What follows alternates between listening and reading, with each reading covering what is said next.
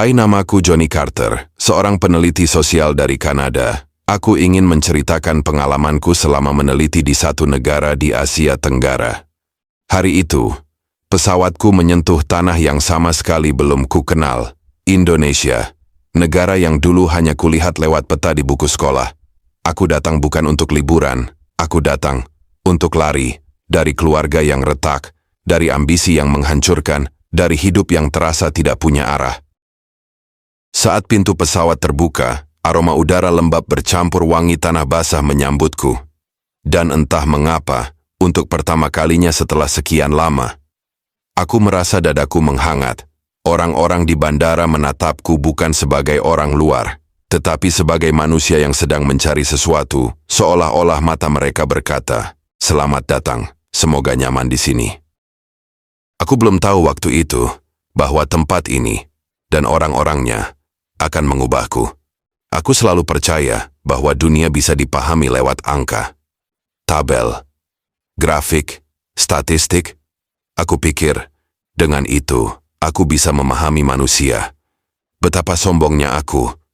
Indonesia adalah rumah yang bahkan tidak kuminta, tapi entah bagaimana, ia tetap menerimaku. Titik balikku datang saat aku tinggal bersama sebuah keluarga di Surabaya. Di Surabaya, aku tinggal bersama keluarga sederhana, keluarga Pak Wicaksono. Awalnya hanya menumpang seminggu, ternyata menjadi sebulan. Setiap malam kami makan bersama. Rawon, tempe, sambal yang membuatku menangis bukan karena pedas, tapi karena kebersamaan. Mereka tidak mengenalku. Aku bukan siapa-siapa bagi mereka, tapi mereka membuka pintu rumah selebar hatinya. Ibu rumah itu Bu Sari bertanya padaku, "Mas Johnny, makan cukup, mau tambah?" Di rumahku di Kanada, meja makan seperti museum yang tidak pernah dipakai. Kami jarang bicara, apalagi makan bersama. Suatu malam Pak Wicaksono duduk di sebelahku. Ia berkata, "Kau jauh dari rumah. Kadang yang kau butuhkan bukan tempat tidur, tapi tempat pulang."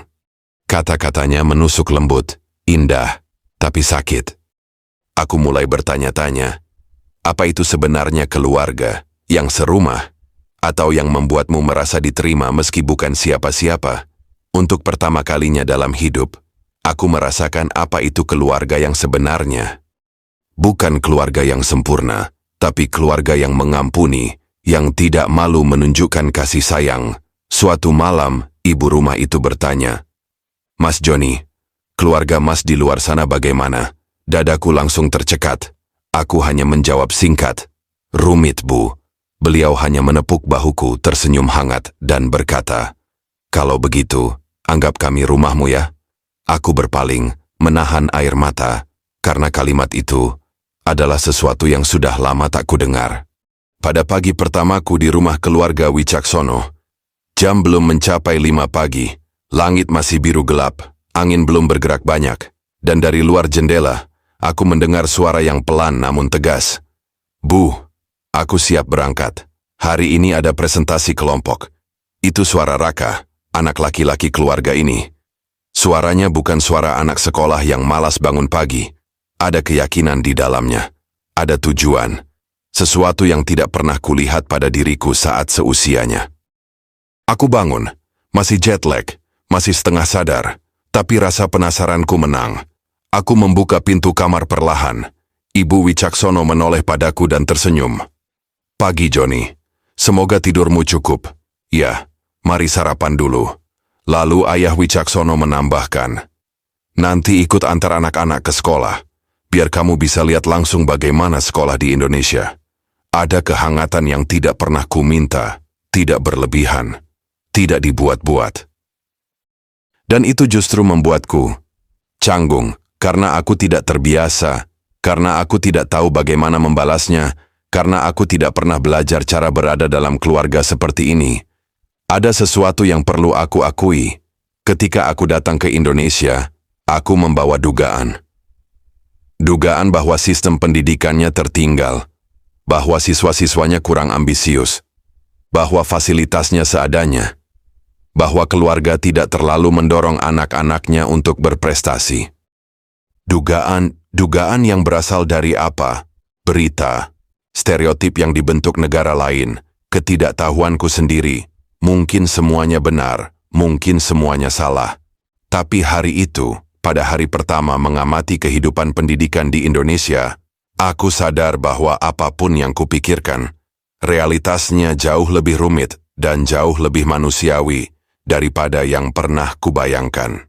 Indonesia tidak hanya punya sekolah, Indonesia punya ekosistem sosial kecil dalam setiap sekolahnya.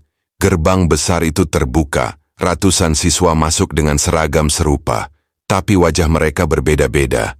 Ada yang bersemangat, ada yang mengantuk, ada yang cemas, ada yang penuh energi, ada yang memeluk buku erat-erat seakan hidupnya bergantung pada buku.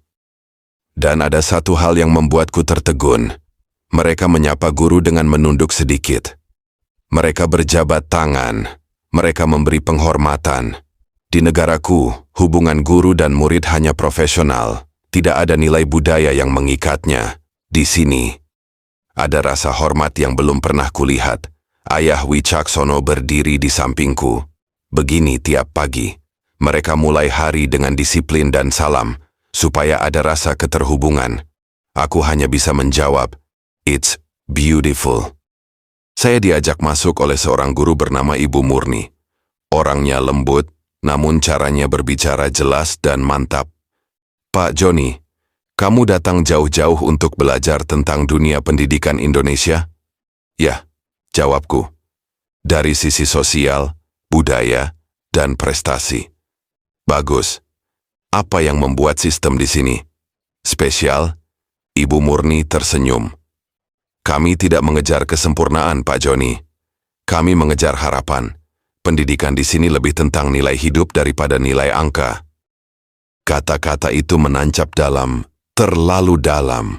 Karena hidupku selama ini hanyalah angka, nilai, ranking, dan kompetisi. Ruangan kelas itu tidak sempurna. Cat dindingnya sedikit memudar. Meja-mejanya sudah penuh coretan. Kipas di langit-langit berputar pelan.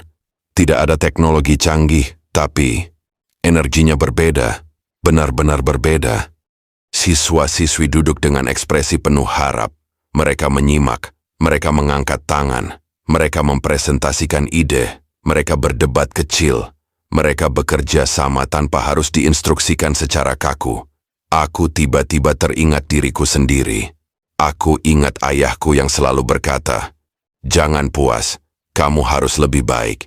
Dan ketika aku membawa nilai 95 pulang, kenapa bukan 100? Ada bagian dari diriku yang tiba-tiba retak. Karena aku sadar, anak-anak Indonesia dihargai bukan karena sempurna, tetapi karena mencoba. Dan itu membuatku ingin menangis, karena aku tidak pernah merasakannya. Ketika kita berbicara tentang prestasi, dunia sering melihat medali, ranking, lomba internasional, universitas besar. Aku pun begitu. Tapi Indonesia mengajariku definisi lain. Prestasi mereka tidak berisik, tidak pamer, tidak selalu di panggung besar. Suatu pagi aku melihat siswa-siswi itu membersihkan halaman sekolah. Tanpa dipaksa, tanpa mengeluh, guru berkata kepadaku, "Ini prestasi paling dasar di negara kami, menjadi manusia yang peduli." Aku terdiam lama. Karena kata-kata itu membuat segala pencapaian akademikku terasa kecil. Aku menghabiskan minggu-minggu berikutnya berkeliling desa-desa, di mana aku menemukan prestasi yang tidak pernah masuk berita. Petani yang mampu menyekolahkan anaknya hingga kuliah yaitu Pak Darmo. Ia membuat sistem irigasi sederhana dari drum bekas dan pipa plastik rakitan. Ia tidak pernah sekolah tinggi, tapi alat itu menyelamatkan sawah satu kampung. Aku bertanya pada Pak Darmo, "Bagaimana Bapak tahu cara membuat ini?"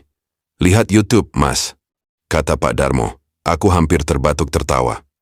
"Hanya dari YouTube?" tanyaku penasaran. "Iya. Kalau tunggu pemerintah, sawah keburu kering," jawab Pak Darmo.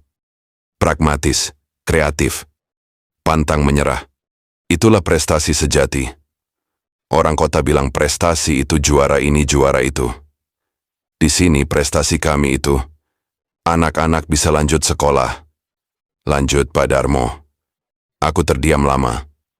Dan untuk pertama kalinya, aku merasa kutemukan sisi manusia yang selama ini hilang dalam duniaku yang penuh angka. Prestasi ibu rumah tangga yang membangun perpustakaan kecil dari kardus bekas. Prestasi pemuda yang merakit panel surya dari barang rongsokan. Prestasi di Indonesia, rupanya, bukan sekadar piala, bukan deretan angka di majalah ekonomi. Prestasi adalah keberanian untuk bertahan, mimpi, dan kerja keras yang sunyi. Begitu sunyi sampai dunia sering tidak mendengarnya. Aku datang ke sebuah sekolah negeri di pinggiran kota. Gedungnya kecil, dengan cat dinding yang mulai mengelupas. Namun setiap pagi, halaman sekolah dipenuhi suara tawa. Dan aku merasa seperti sedang masuk ke mesin waktu yang membawa kembali sebagian diriku yang hilang. Anak-anak berlari tanpa alas kaki, lampu kelas berkedip, papan tulisnya kusam. Namun saat bel masuk berbunyi, semua kembali ke bangku dengan semangat yang, jujur saja, membuatku malu mengingat diriku sendiri saat sekolah dulu. Bu Ratri, guru bahasa Indonesia, menyambutku. Pak Joni datang jauh-jauh untuk lihat anak-anak kami. Wah, pasti capek. Aku menjawab. Tidak sesulit pekerjaan ibu mengajar dengan fasilitas terbatas. Ia tersenyum lembut. Fasilitas bisa kurang, tapi semangat jangan sampai kurang, kata Bu Ratri. Kelas dimulai dengan doa bersama. Tidak lama kemudian, anak-anak membuka buku mereka yang sudah lusuh. Beberapa halaman bahkan disatukan dengan lakban. Namun mereka tetap belajar. Kupikir, aku akan menemukan keterbatasan. Yang kutemukan justru kekuatan. Anak-anak duduk rapat di bangku panjang. Tidak ada teknologi canggih. Tidak ada fasilitas mewah. Namun, mata mereka menyala. Mereka belajar bukan karena diwajibkan. Mereka belajar karena harapan masih hidup di ruangan itu. Guru-guru mereka mengajar bukan demi gaji, tetapi demi masa depan bangsa. Di Kanada, aku selalu melihat pendidikan sebagai sistem. Di sini, pendidikan adalah harapan.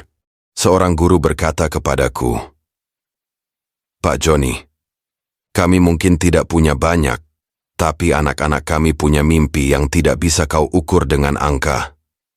Dan aku terdiam, karena di sekolah sederhana itu, aku merasa menjadi murid kembali.